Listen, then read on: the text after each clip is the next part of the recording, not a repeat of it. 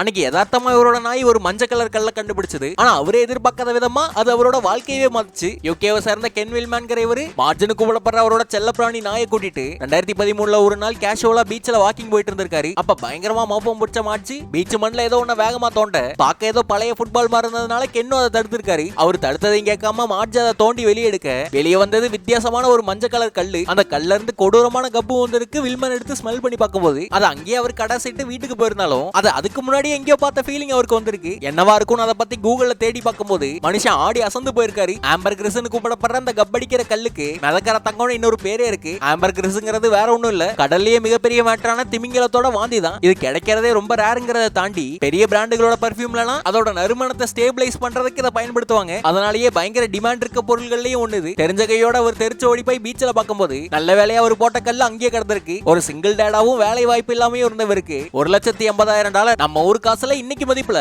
1,50,00,000 ரூபாய்க்கு மேல கிடைச்சிருக்கு அவருக்கு. அதனால எல்லாத்துக்கும் காரணம் அவரோட பெட்டு பய உள்ள